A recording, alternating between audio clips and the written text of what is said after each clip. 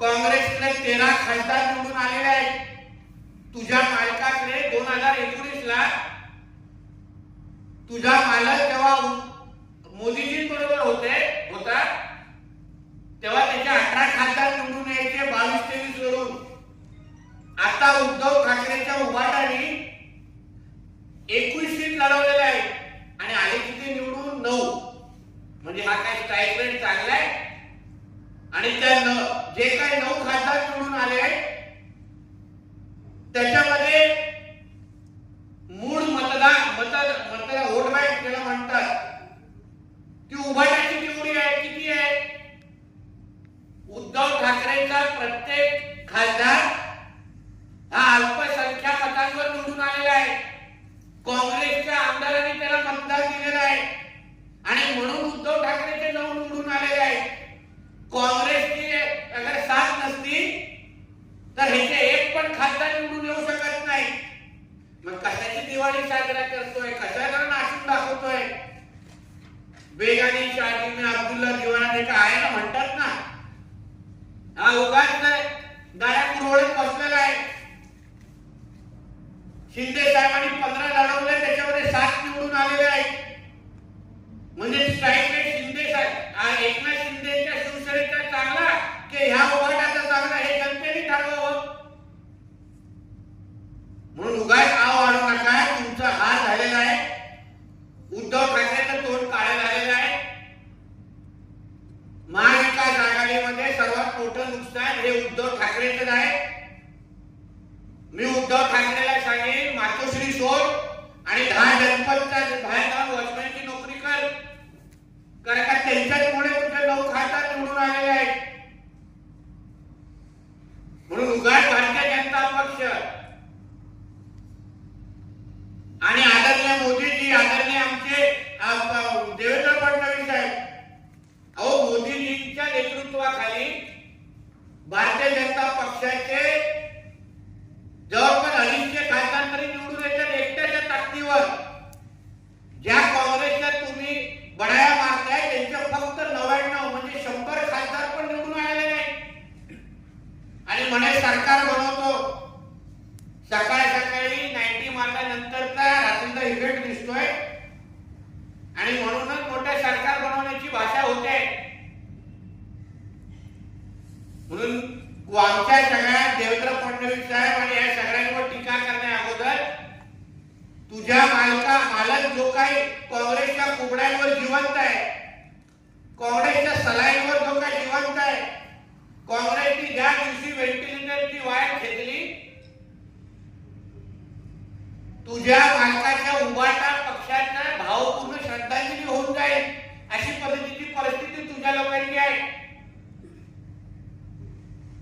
पूर्ण कोकणामध्ये तुझ्या मालकाची उभाटा साफ झालेली आहे.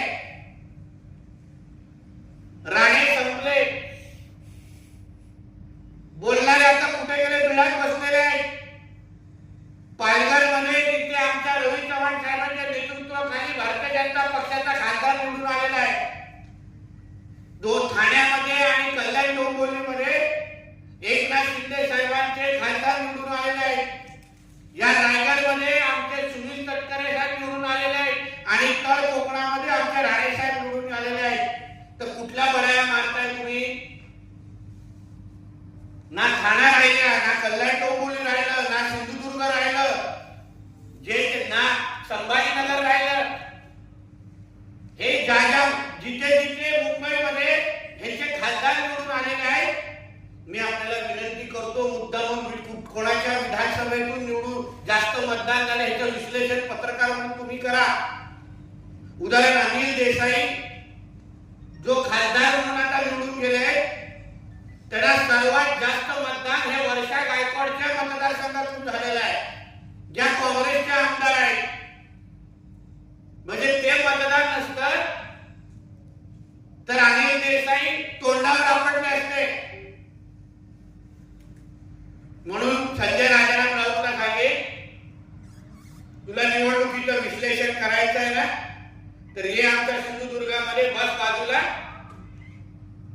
विश्लेषण काय असतं हे आम्ही तुला दाखवून देऊ.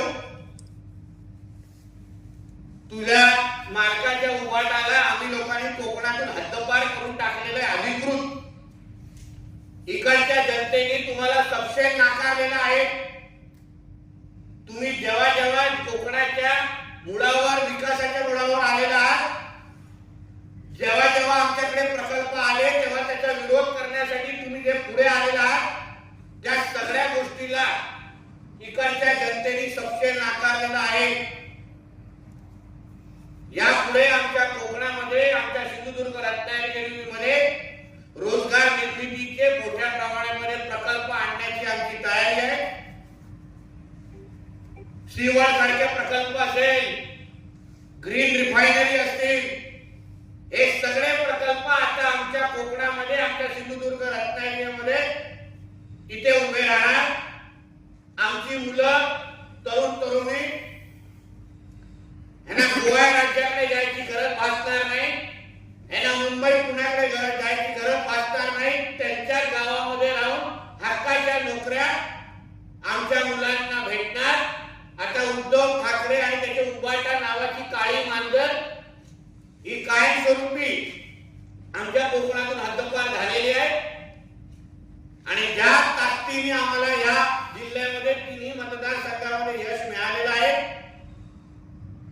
म्हणजे येणाऱ्या विधानसभेमध्ये या तिन्ही मतदारसंघामध्ये तुम्हाला महायुतीचे आमदार ताकदीने दिसतील, निवडून येतील, एवढा ठाम विश्वास मला या निमित्ताने व्यक्त करायचा आहे. इथेच थांबतो. धन्यवाद.